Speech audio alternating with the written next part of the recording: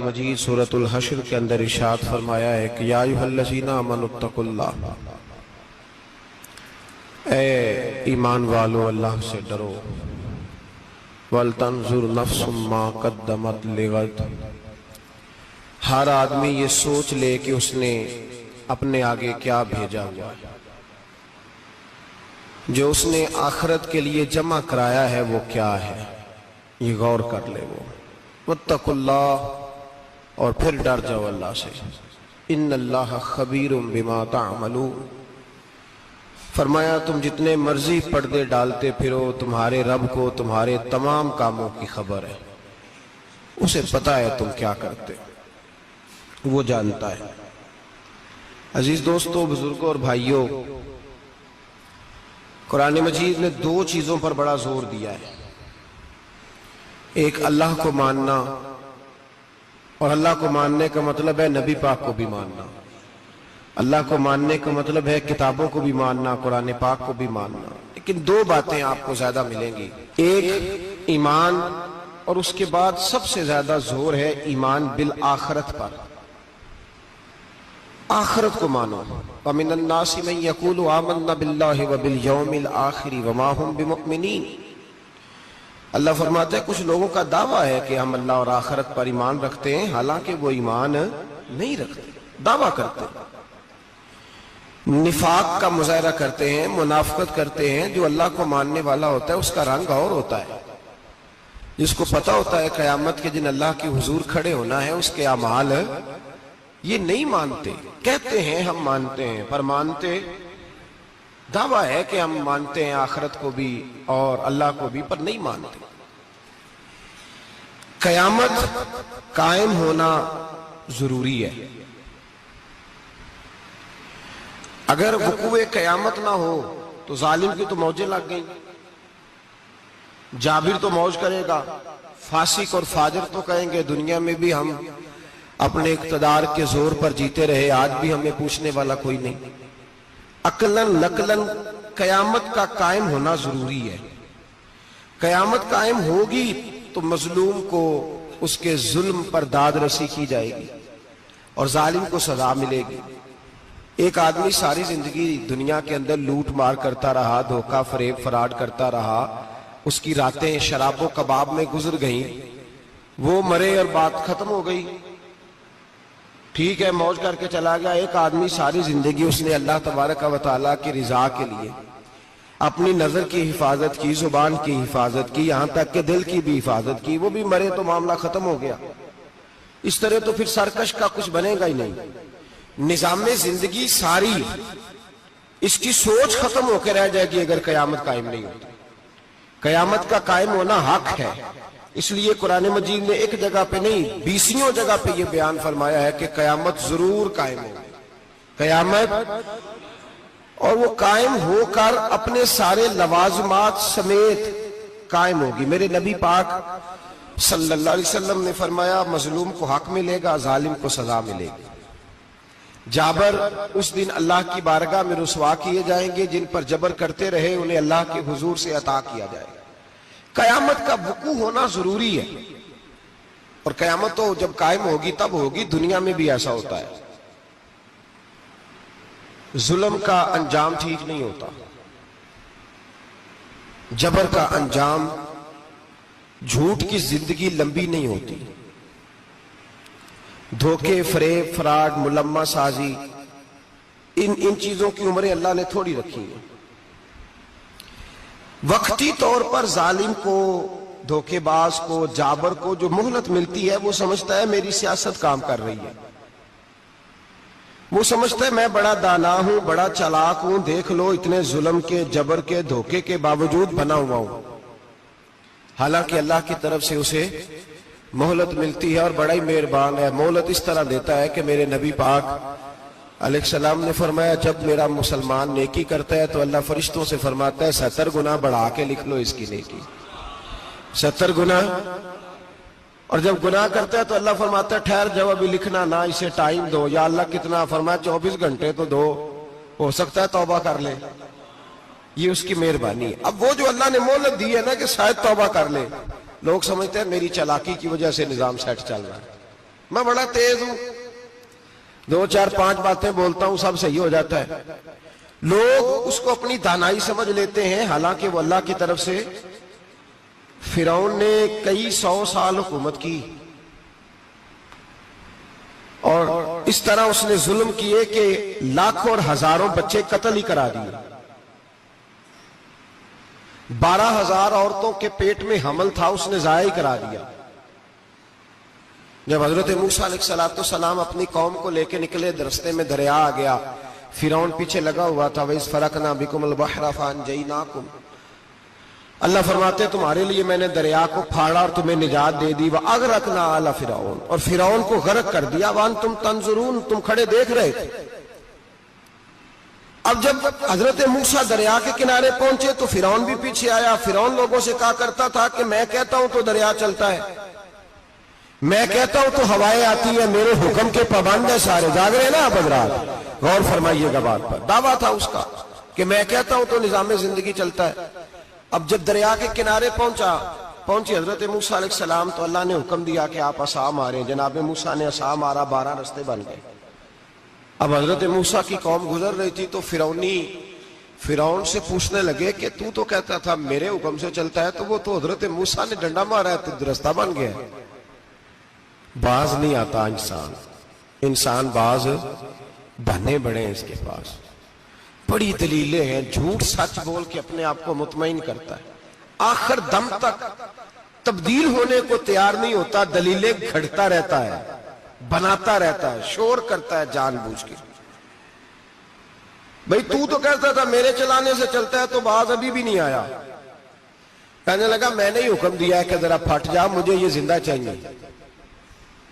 باز رسی جل گئی، بال کہنے لگا میں نے ہی کہا ہے دریا کو کہ یہ مجھے زندہ چاہیے، میرے بھاگے ہوئے ہیں تو اس لیے پھٹا ہے، تو آؤ میرے ساتھ دریا کراس کرے۔ تو پتا تو ان کو بھی تھا نا، جتنا تو رب بنا ہوا ہے، پتا تو تھا، سارے جانتے تھے۔ کہنے لگے تو پہلے کراس کر، اگر تو بچ گیا تو ہم بھی پیچھے آتے ہیں۔ اب چاروں ناچار۔ ایک روایت تو یہ ہے کہ یہ جب خدائی کا دعویٰ کرتا تھا نا، تخت پہ بیٹھا ہوتا تھا، تو ایک دن حضرت جبریل آئے اس کے پاس انسانی شکل میں، تو کہنے لگے میں بڑی دور سے آیا ہوں تو ایک مسئلہ پوچھنا تھا۔ کہا پوچھو۔ کہنے لگے ایک غلام تھا کسی بادشاہ کا، تو بادشاہ نے اسے تھوڑی دیر کے لیے ایک علاقے کی سربراہی دے دی۔ کتنی دیر کے لیے ہمیں سربراہیاں ملتی ہیں؟ کیوں جی؟ تھوڑی دیر کے لیے ملتی ہے نا، تھوڑی دیر کے لیے سربراہی دے دی ایک غلام کو۔ ذرا بات کو سمجھیے، حضرت جبریل پوچھتے ہیں، کہتے ہیں سربراہی مل گئی۔ اب وہ مالک ہی بن کے بیٹھ گیا ہے، وہ بات ہی نہیں سنتا، اس کو تھوڑی دیر کے لیے بنایا تھا، وہ تو خدائی کا دعویٰ کرنے لگا ہے۔ آپ بتائیں اس کا انجام کیا ہونا چاہیے؟ یہ مسئلہ پوچھنے آیا ہوں۔ تو فرعون کہنے لگا اس کا انجام یہ ہے کہ اسے پانی میں غوطے دے دے کے مار دے۔ انجام کیا ہے؟ بولیے کیا انجام ہے؟ کیا انجام ہے جی؟ پانی میں، اللہ اکبر، اپنی سزا تجویز کر رہا ہے۔ اس کی سزا کہ اسے پانی میں غوطے دے دے کے مارو ظالم کو۔ اسے تھوڑی دیر کے لیے بنایا تھا اور وہ چھائی گیا ہے، قبضہ ہی کر گیا ہے۔ حضرت جبریل کہنے لگے جی آپ لکھ کے دے دیں گے؟ کہنے لگا لاؤ لکھ دیتے ہیں۔ لکھوا لیا، جناب جبریل رکا لے کے تشریف لے گئے۔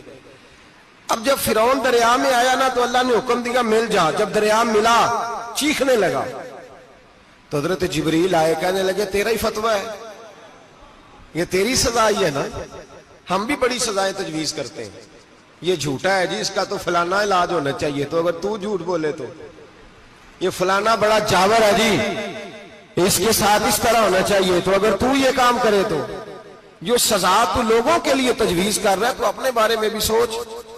اب جب غوطے آئے نا، آخری وقت دیکھا وہ فرعون جو کہتا تھا میری مرضی سے دریا چلتا ہے، علامہ ساوی نے تفسیر ساوی میں لکھا ہے تڑپ کے رونے لگا۔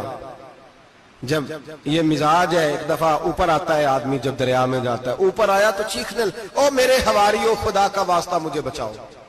کہنے لگے تو کہتا تھا میری مرضی سے چلتا ہے، بے بسی ہے، تڑپتا ہے، روتا ہے، وارث شاہ مان کری نہ وارثاں دا، رب بے وارثہ کر کے ماردہ ہی، تڑپ رہا ہے، چلا رہا ہے، کوئی مدد کو نہیں پہنچتا۔ اب جب آخری غوطہ آیا تو کہنے لگا آمنا بے رب موسیٰ و ہارون، میں موسیٰ کے رب کو بھی مان گیا، ہارون کے رب کو بھی۔ اللہ نے فرمایا نہیں، اب تیرا ماننا قابل قبول ہے، اس وقت ماننا تھا جب تجھے مہلت دی تھی، جب تو جوان تھا۔ بڑھاپا آتا ہے، بیماری آتی ہے، جوان آدمی بیماری کا شکار ہوتا ہے تو کہتا ہے یا اللہ ایک دفعہ صحیح کر دے، میں ساری پڑھا کروں گا، ایک دفعہ ٹھیک کر دے، میں مسجد میں رہوں گا، میں اگلے سال اعتکاف بھی کروں گا، میں ساری تراویح پڑھوں گا۔ تو اس وقت پڑھنی تھی جب تجھے مہلت دی تھی، اس وقت پڑھنا تھا جب اللہ نے تجھے آسانی دی، زندگی دی۔ اگلا وقت یہ حال ایک کا نہیں ہوا۔ نمرود کو دیکھ لیں، حضرت ابراہیم علیہ السلام کو کہتا تھا میں رب ہوں، آپ نے فرمایا رب تو وہ ہے جو زندہ کرتا اور مارتا ہے۔ ایک موت کا قیدی بلایا، کہنے لگا ہاں بھائی کتنے دن رہ گئے تھے پھانسی میں؟ کہنے لگا جی پرسوں ہونی تھی۔ کہا جا تجھے آزاد کیا، لو میں بھی زندگی دیتا ہوں۔ ایک بے گناہ آدمی کو پکڑ کے قتل کر دیا، کہتا میں بھی مارتا ہوں۔ حضرت ابراہیم علیہ السلام کہنے لگے تو بیوقوفوں جیسی دلیلیں دے رہا ہے، چل اس طرح کر، میرا رب سورج مشرق سے نکالتا ہے، تو اگر رب ہے تو مغرب سے نکال کے دکھا۔ اب دلیل کا جواب کوئی نہیں تھا تو کہنے لگا پکڑو اور آگ میں ڈال دو۔ اللہ کے نبی کو آگ میں ڈالنے والا، یہاں ایک مچھر بیٹھا ہے، 400 سال حکومت کی اور خدائی کا دعویٰ کیا، یہاں مچھر بیٹھا تھا، چھینک آئی تو مچھر اندر چلا گیا۔ پہلے دربار کا ادب یہ تھا کہ جو آئے سجدہ کرے، اب اس کے سر پہ کوئی چیز مارتا تھا تو اسے سکون ہوتا تھا، مچھر تھوڑی دیر کے لیے اس کا دماغ چھوڑتا تھا۔ او بھائی یہ اس دھرتی پہ اللہ نے لوگوں کو نظارے دکھائے اور ہمیں سمجھانے کے لیے دکھائے، ہمیں تفکر کی، غور کی دعوت دی کہ دیکھ لینا، اپنے عمل کو پرکھنا۔ تمہارے عمل حضرت موسیٰ کے فرما برداروں جیسے ہیں، جناب ابراہیم کے فرما برداروں جیسے ہیں، یا بن کے بیٹھ گئے ہو؟ اب دربار کا ادب یہ ہے، بے بسی کا یہ حال ہے کہ جوتے لٹکتے ہیں دربار میں، جو آتا ہے جوتا کھینچتا ہے، اور ادب یہ ہے کہ 10 جوتے نمرود کے سر پہ مارو، اور 400 سال جوتے لگتے رہے۔ روتا تھا، جو آدمی آتا تھا منتیں کرتا تھا، کہتا تھا کہیں سے کوئی دوائی مل جائے گی۔ پاگلوں جیسی زندگی گزاری، پاگلوں جیسی سخت، وہ تو حساب، وقوع قیامت تو حساب ہوگا ہی۔ یہاں لوگ پاگل ہو کے مرتے ہیں، معاذ اللہ، نفسیاتی مریض ہو کے مرتے ہیں۔ یہاں آخری وقت اتنا سخت آتا ہے کہ دنیا موت کی دعائیں مانگتی ہے۔ میرے بھائی جب انسان ظلم کرتا ہے تو بھول جاتا ہے کہ شاید مجھے پوچھے گا کوئی نہیں، جب وہ زیادتی کرتا ہے تو بھول جاتا ہے، جب وہ کسی کا حق کھاتا ہے تو وہ کہتا ہے شاید اس کا تو وارث ہی کوئی نہیں جس کو میں لوٹ رہا ہوں۔ لیکن جب اللہ کی پکڑ آتی ہے، حجاج بن یوسف ظالم تھا، اس نے اچھے کام بھی کیے تھے۔ قرآن پاک پر زیر زبریں آراب حجاج بن یوسف نے لگوایا۔ محمد بن قاسم کو ہندوستان سندھ کے علاقے فتح کرنے بھی حجاج بن یوسف نے بھیجا تھا۔ ساری خوبیاں اپنی جگہ پر، ظالم بہت بڑا تھا۔ کسی آدمی نے اس کے سامنے کونے کی طرف منہ کر کے ساتھ والے سے بات کر لی تو کہنے لگا میرے خلاف کیا، اس کو لے جاؤ، 2 ٹکڑے کر کے واپس لے آؤ۔ توتی بولتا ہے نا، اقتدار، جب کسی کے ہاتھ اقتدار ہوتا ہے نا، وہ چاہے ایک گھر کا ہی کیوں نہ ہو، وہ 10 بندے فیکٹری میں کام کرتے ہو اور جو ان کا مالک ہوتا ہے وہ کہتا میں مالک ہوں، مجھے مانو۔ جب تو صاحب اقتدار ہوتا ہے نا، جب تو سسر بن کے بیٹھتا ہے اور کسی غریب گھر کی بہو آتی ہے 2-4 تو کہتا میرا اقتدار ہونا چاہیے، جب میں کھانسنے لگوں تو ہر آدمی کے ہاتھ میں ٹشو پیپر ہونا چاہیے، جب میں بولنے لگوں تو بندے ہوئے ہاتھوں سے ہر آدمی جی جی کرتا ہوا کھڑا ہونا چاہیے۔ جس آدمی کا، اور یہ کام بہو بھی کرتی ہے کئی دفعہ، وہ بھی کہتی ہے کہ تمہیں پتہ نہیں میں کتنا لمبا چوڑا جہیز لے کے آئی ہوں، جب میں سونے کے لیے اپنے بیڈ روم میں جاؤں تو خبردار بوڑھے بابے کو اجازت نہیں کہ وہ کھانسے۔ اماں کو چاہیے کہ اگر اس کو بڑی سخت پیاس بھی لگی ہے تو میرے سوتے سوتے باورچی خانے میں برتن نہ کھٹکھٹائے۔ جو جہاں بھی جس اسٹیج پہ بھی بیٹھتا ہے وہ کہتا ہے کوئی نہیں مجھے پوچھنے والا، میں مطلق العنان ہوں۔ جوان بوڑھوں کا مذاق اڑاتے ہیں، سمجھتے ہیں شاید کبھی بوڑھے ہی نہیں ہونا، مذاق اڑاتے ہیں۔ تندرست لوگ بیماروں کا مذاق اڑاتے ہیں، شاید کبھی بیمار نہیں ہونا۔ حجاج بن یوسف ظالم تھا، ظلم کرتا تھا، زیادتی کرتا تھا۔ حضرت سعید بن جبیر ایک تابعی بزرگ تھے، اتنے بڑے بزرگ تھے کہ ساری رات نماز پڑھتے تھے، سارا سال روزہ رکھتے تھے۔ ایک دن انہوں نے منبر پہ بیٹھ کے کہا کہ حجاج ظلم سے باز آ جائے ورنہ اللہ کی لاٹھی بڑی بے آواز ہے. اللہ کی لاٹھی، اس کا کیا مطلب ہوتا ہے؟ اس کا مطلب ہے جب رب کی لاٹھی چلتی ہے تو اس کی آواز، جی اس کا پہلے کوئی پیغام، وہ پہلے اعلان نہیں کرتا کہ تگڑے ہو جاؤ لاٹھی چلنے لگی ہے. لاٹھی چلتی ہے پر اس کی آواز، سمجھ آ رہی ہے میری بات کی؟ جمعۃ الوداع کے لیے تشریف لانے والے احباب خاص غور فرمائیے گا. حجاج بن یوسف کو پتا چلا کہ حضرت سعید بن جبیر نے میرے خلاف بات کی، بلا لیا. کہنے لگا تو نے میرے خلاف بات کی ہے؟ فرمانے لگے کی ہے. کہنے لگا تجھے پتا ہے میں قتل کر دوں گا؟ آپ فرمانے لگے نہ تو زندگی کا مالک ہے نہ موت کا مالک ہے، تو کیسے قتل کر؟ کہنے لگا تجھے پتا ہے میرا؟ فرمایا میں نے تجھے نہیں، میں نے تو کئی شداد، کئی حماد، کئی قارون، کئی فرعون، کئی نمرود دیکھے، کئیوں کی داستانیں سنی، تو کون ہے؟ تو تو چھوٹا سا ہے. ایک جملہ ہے ملا جلال الدین رومی کا، بڑے درویش تھے، ایک بات کہہ گئے. کہنے لگے نمرود جتنے پیسے نہیں، فرعون جتنی حکومت نہیں، قارون جتنی دولت نہیں، ورنہ فرمانے لگے میرے زمانے میں بھی کئی لوگوں کا خدا بننے کو دل کرتا ہے، کئی لوگوں کا دل کرتا ہے، لیکن نمرود جتنے پیسے، فرعون جتنی طاقت اور قارون جتنی دولت نہیں، ورنہ ہو سکتا ہے لوگ دعویٰ کر جائیں معاذ اللہ ثم معاذ اللہ. یہ آج سے کئی سو سال پہلے وہ کہہ رہے ہیں، آج تو حالات بڑے ابتر ہیں، اس کی نسبت خطرناک. فرمانے لگے حضرت سعید بن جبیر تو زندگی موت کا مالک نہیں. کہنے لگا پکڑو، قتل کرو اسے، لے جاؤ. جب پکڑ کر کھینچ کر لے جا رہے تھے نا تو حضرت سعید بن جبیر مسکرانے لگے. اب ظالم کے سامنے مسکرائے تو اس کو بڑا غصہ آیا، یہ میرا مذاق اڑاتا ہے. بلا لیا، ادھر آؤ، کیوں مسکرا رہے ہو، کیا ہوا؟ تو حضرت سعید بن جبیر کہنے لگے میں مسکرا رہا ہوں تیری بیوقوفی پر اور اپنے اللہ کی دی ہوئی ڈھیل پر. میں مسکرا رہا ہوں کہ یا اللہ کیا بات ہے، کیا تیرا شان ہے، کیسے لوگوں کو ڈھیل دی ہوئی ہے. میں مسکرا رہا ہوں تیری بیوقوفی پر کہ تو سمجھتا ہے شاید مجھے پوچھنے والا کوئی نہیں. کہنے لگا اس کو باہر نہ لے جاؤ، میرے سامنے قتل کرو. ٹھیک ہے جی، قتل کرنے لگے تو حضرت سعید بن جبیر نے منہ کعبے کی جانب کر لیا. انی وجہت وجہی للذی فطر السماوات والارض حنیفا وما انا من المشرکین. جب آپ نے یہ آیتیں پڑھی نا کہ میں نے منہ کر لیا ہے اپنے رب کی جانب، کرو مجھے قتل. کہنے لگا نہیں نہیں، اس کا منہ پھیرو، کعبے کی طرف ہو کہ قتل نہ ہو. ہے ظالم پر پاگل ہو گیا ہے. حضرت سعید بن جبیر کے حوصلے نے شکست دے دی، ناکام ہو گیا، مخبوط الحواس ہو. کہنے لگا اس کا منہ پھیر دو. جب کعبے سے پھیرا تو آپ فرمانے لگے للہ المشرق والمغرب فانما تولى فثم وجه اللہ. اللہ فرماتا ہے تو مشرق اور مغرب سارا ہی اللہ کا ہے، جدھر بھی منہ کرو گے ادھر اللہ ہی اللہ ہے، جدھر بھی منہ کرو گے ادھر اللہ ہی اللہ ہے چاروں جانب. پھیر دے جدھر منہ پھیرنا ہے، تو نے پھیر دیا منہ. حضرت سعید بن جبیر کے گلے پہ خنجر رکھا تو آپ نے ہاتھ اٹھائے، کہنے لگے اے اللہ میرے بعد اسے کسی اور پر مسلط نہ کرنا، میرے بعد کسی اور پر مسلط نہ، بس میں آخری ہوں. جب آپ ذبح ہوئے تو اتنا خون نکلا کہ لوگ کہتے ہیں جتنا اونٹ کے وجود سے نکلتا ہے. تر ہو گیا سارا اس کا دربار. ایک سمجھدار آدمی کو بلا کے کہنے لگا اتنا خون میں نے بڑے بندے قتل کرائے ہیں پر اتنا خون نہیں نکلا. تو وہ کہنے لگے لوگ مر جاتے ہیں، مرتے وقت ڈر جاتے ہیں، سہم جاتے ہیں، خون سکڑ جاتا ہے. لگتا ہے یہ شخص جب دنیا سے گیا ہے تو ڈٹ کے گیا ہے، یہ ڈٹ کے گیا ہے دنیا سے. حجاج بن یوسف رات کو سویا تو تڑپ کے اٹھا. کیا ہوا؟ گھر والے کہنے لگے کیا ہوا؟ کہنے لگے سعید بن جبیر خواب میں آئے اور کہتے ہیں اٹھ مجھے بتا تو نے مجھے کیوں قتل کیا ہے، بتا کیوں مارا.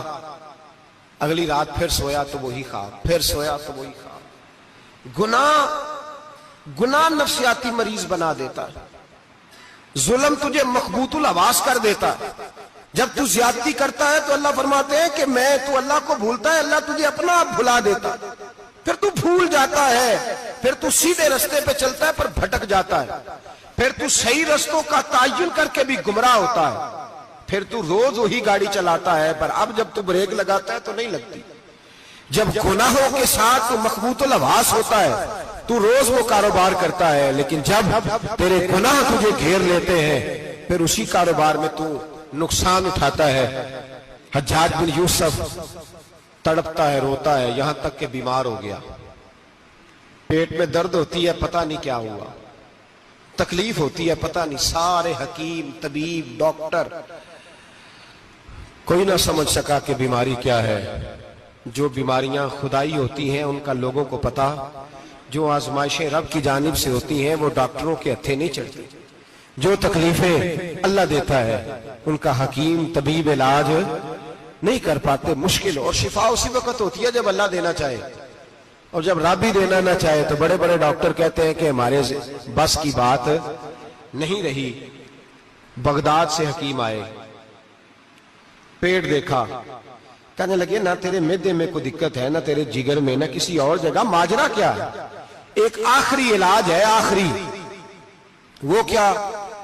گوشت کا چھوٹا سا ٹکڑا دھاگے کے ساتھ باندھ کے منہ میں ڈالا، اور پھر ایک باریک سا تنکا لے کے اس کو اندر ڈالنے لگے گلے میں۔ وہ گوشت کا ٹکڑا جب حلق کے اندر اتر گیا، اس حکیم نے واپس کھینچا تو کیسے ایسی بدبو آئی جیسی کبھی سونگی نہ تھی۔ جانور، کیڑے مکوڑے لگے ہوئے باہر نکلے، اور جب دیکھا تو جتنے محل میں لوگ بیٹھے تھے چلاتے ہوئے نکل گئے کہ یہ کیا مصیبتیں ہیں۔ حکیم بھی اٹھ کے دوڑنے لگا، کہا تجھے کیا ہوا؟ کہنے لگے حجاج تیری بیماری زمینی نہیں، تیری مصیبت زمینی نہیں۔ کہا میری مرض تک تم کیوں نہیں پہنچ پا رہے؟ تو کہنے لگے لگتا ہے تو بد دعا کا مریض ہے، لگتا ہے تو ظلم کا مریض ہے، تو جبر کا مریض ہے۔ تڑپتا رہا، سسکتا رہا۔ ایک وقت وہ بھی آیا کہ گھر والوں نے کمرے میں بند کر کے تالا لگا دیا، دیوار سے ٹکرے مارتا۔ او بھائی، جو گناہوں کے بیمار ہوتے ہیں انہیں شفا نہیں ہوتی، جو ظلم، جبر، بربریت کے بیمار ہوتے ہیں انہیں سکون قلبی میسر نہیں آتا۔ دوائیاں ان بیماریوں کی بنی ہوئی ہیں جو بیماریاں زمینی ہیں، جو بیماریاں خوراک کی بد پرہیزی سے ہوتی ہیں، جو گناہوں کی بد پرہیزی سے ہوتی ہیں، ان کی بیماریاں، ان کی شفا توبہ ہے، ان کی شفا رجوع اللہ ہے، ان کی توبہ اللہ سے معافی مانگنے سے شفا ہوتی ہے۔ حجاج جب مرنے لگا تو بلایا، یہ رنگ بھی ذرا ملاحظہ کیجئے گا، دو چار قریبیوں کو بلایا، پتہ ہوتا ہے نا اپنے کرتوتوں کا آدمی کو، پتہ سارا ہے سردار لوکیتیاں دا، پتہ ہوتا ہے سارا۔ بلا کے کہنے لگا جب میں مر جاؤں تو مجھے رات کو دفن کرنا۔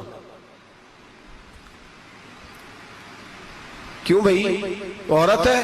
کہنے لگا نہیں، رات کو دفنانا۔ ٹھیک ہے، رات کو دفنا دیں گے۔ پھر کہنے لگا جب صبح ہو جائے تو صبح ہونے سے پہلے پہلے میری قبر زمین کے برابر کر دینا، نشان مٹا دینا۔ کہا وجہ؟ تو کلمہ پڑھتا ہے اور حضور کا حکم ہے کہ قبر کم از کم ایک بالش، ایک گٹ اونچی ہونی چاہیے زمین سے، کم از کم، تو تیری قبر مٹا دے، وجہ؟ پتہ ہوتا ہے اپنے ظلموں کا۔ کہنے لگا مجھے پتہ ہے لوگ میرے مرنے کے بعد میری قبر بھی نہیں چھوڑیں گے، دنیا میں تو میرے جبر کی وجہ سے کوئی آ نہ سکا، لیکن میری قبر بھی لوگ جنازوں میں باتیں شروع کر دیتے۔ جنازوں میں نے ایسی بھی داستانیں سنی ہیں کہ کوئی مرا تو لوگ جوتوں کا ہار قبر پہ ڈال آئے۔ نہیں بھائی، تو جب زندہ تھا تو تیرے جبر ظلم کی وجہ سے نہیں کو بول سکا۔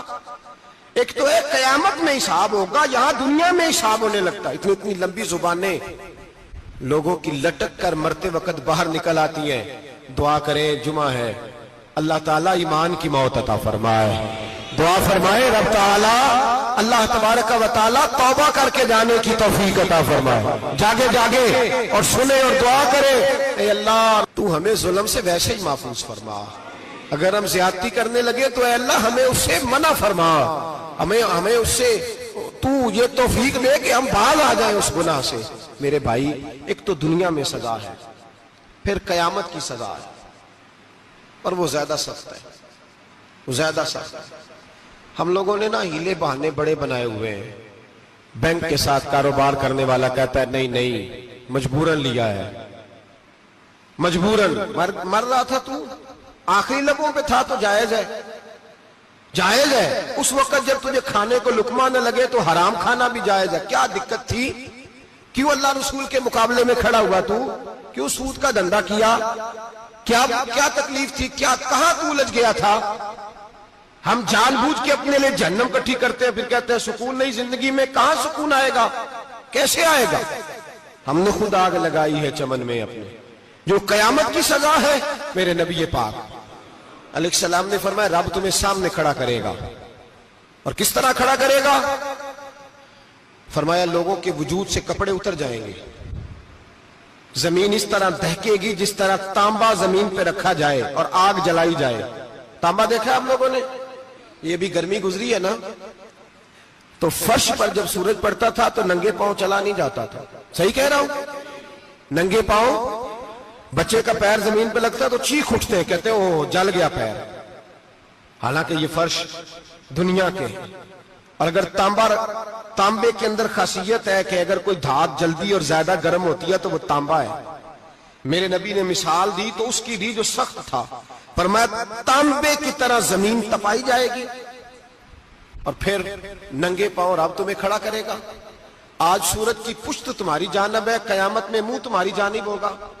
نیزہ آپ نے دیکھا ہوگا، نیزہ ہوتا تھا، فرمایا یہ جو تم نیزے دیکھتے ہو صرف سوا نیزے کے برابر سورج قریب آ جائے گا، اور پھر اللہ تمہیں سامنے کھڑا کر کے تم سے سوال جواب کرے گا۔